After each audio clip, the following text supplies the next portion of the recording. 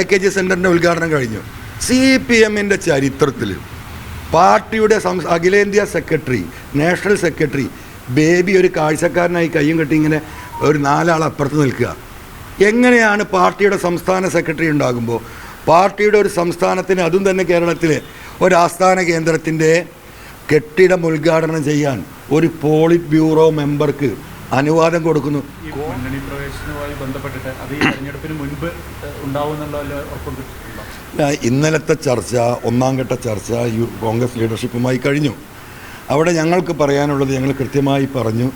വളരെ സ്നേഹപൂർവ്വം, വളരെ ഗൗരവപൂർവ്വം ഞങ്ങൾ പറഞ്ഞ കാര്യങ്ങൾ അവർ കേട്ടിട്ടുണ്ട്. ഞങ്ങൾ പറഞ്ഞത് രാഷ്ട്രീയമാണ്, പിണറായി സത്തെ അവസാനിപ്പിക്കാനുള്ള രാഷ്ട്രീയ തന്ത്രങ്ങളെക്കുറിച്ചാണ്, അതിൽ ഞങ്ങളുടെ കാഴ്ചപ്പാടുകളെക്കുറിച്ചാണ്. അതുകൊണ്ട് ഞങ്ങൾ കൂടെ ഒരുമിച്ച് നിന്നുകൊണ്ട് പ്രത്യക്ഷമായി പിണറായി സത്തിനെതിരെ ഒരു പോരാട്ടം നടത്തുമ്പോൾ ഉണ്ടാകുന്ന ഗുണഗണങ്ങളാണ് ഞങ്ങൾ സംസാരിച്ചിട്ടുള്ളത്. അതിനുള്ള ചില കാര്യങ്ങൾ മറുപടി അവർ നൽകിയിട്ടുണ്ട്. അവർക്കിനി UDF ലീഡർഷിപ്പുമായി സംസാരിക്കണം, കോൺഗ്രസ് ലീഡർഷിപ്പുമായി സംസാരിക്കണം. അതിനുശേഷം അതിൻ്റെ മുകളിലൊരു തീരുമാനമുണ്ടാകും. ഒരു കാര്യം വളരെ വ്യക്തമായി ഇന്നലെ പറഞ്ഞു, വീണ്ടും ആവർത്തിച്ച് പറയുന്നു, നിലമ്പൂരിൽ പിണറായിസം അവസാനിക്കണം. അത് കേരളത്തിലെ 140 മണ്ഡലങ്ങളെയും ബാധിക്കുന്ന ജനവികാരമായി മാറണം. അതിന് വേണ്ടിയിട്ടാണല്ലോ ഞാൻ രാജിവെച്ചത്. എനിക്ക് എന്തിനാ രാജിവെക്കേണ്ട കാര്യം?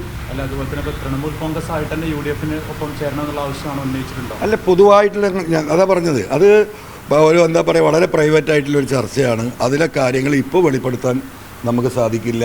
ആ ചർച്ചയെക്കുറിച്ച് ഇത്രയേ പറയാൻ സാധിക്കുള്ളൂ.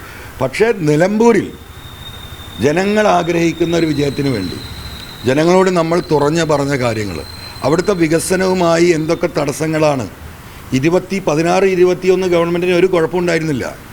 21, 26 ഗവൺമെൻറ്റിൽ മുഹമ്മദ് റിയാസ് മരുമകൻ അധികാരത്തിൽ വന്നതിന് ശേഷം എന്നെ തടുക്കാൻ വേണ്ടിയിട്ട് അവിടുത്തെ വികസന പ്രവർത്തനങ്ങൾക്ക് റിയാസ് എങ്ങനെയാണ് തടയിട്ടത് എന്ന് വിശദീകരിക്കേണ്ടതുണ്ട് ആ തെരഞ്ഞെടുപ്പിൽ. നിങ്ങളൊന്നും കരുതുന്ന പോലെയല്ല കാര്യങ്ങൾ. അപ്പോൾ ഇത് ഇന്നും ഇന്നലെയും തുടങ്ങിയതേ അല്ല. റിയാസ് അധികാര കേന്ദ്രമായി മാറിയതിന് ശേഷം എന്നെ തടുക്കുക എന്നതിന് ആദ്യമായിട്ട് റിയാസ് ഉപയോഗിച്ചത് നിലമ്പൂരിലെ 21, 26 വികസന പ്രവർത്തനങ്ങൾ തടസ്സപ്പെടുത്താൻ എന്താണ് മാർഗം?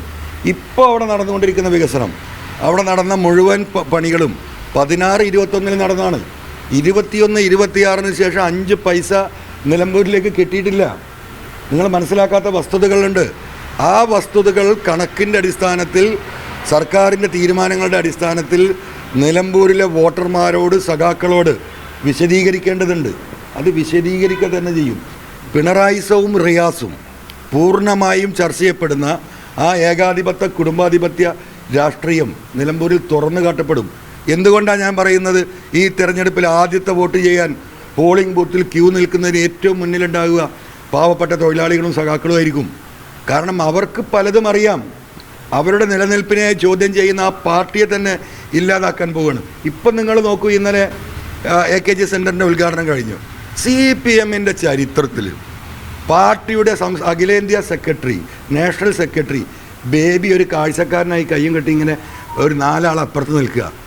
എങ്ങനെയാണ് പാർട്ടിയുടെ സംസ്ഥാന സെക്രട്ടറി ഉണ്ടാകുമ്പോൾ പാർട്ടിയുടെ ഒരു സംസ്ഥാനത്തിന്, അതും തന്നെ കേരളത്തിലെ ഒരു ആസ്ഥാന കേന്ദ്രത്തിൻ്റെ കെട്ടിടം ഉദ്ഘാടനം ചെയ്യാൻ ഒരു പോളിറ്റ് ബ്യൂറോ മെമ്പർക്ക് അനുവാദം കൊടുക്കുന്നു? കോൺഗ്രസ് നേതാക്കന്മാർ തിരക്കിയ കാര്യം നിങ്ങൾ പറയുന്നുണ്ടല്ലോ, കോഴിക്കോട് DCC ഓഫീസിൻ്റെ ഉദ്ഘാടനം സംബന്ധിച്ച്. അത് സ്വാഭാവികമായും കോൺഗ്രസിൽ നമ്മൾ കണ്ടിട്ടുള്ളതാണ്. കോൺഗ്രസ് ഒരു ലൂസുള്ള ഷർട്ടാണ്, അതിലിങ്ങനെ പലതും കണ്ടിട്ടുള്ളതാണ്, ഇപ്പോഴുണ്ട്.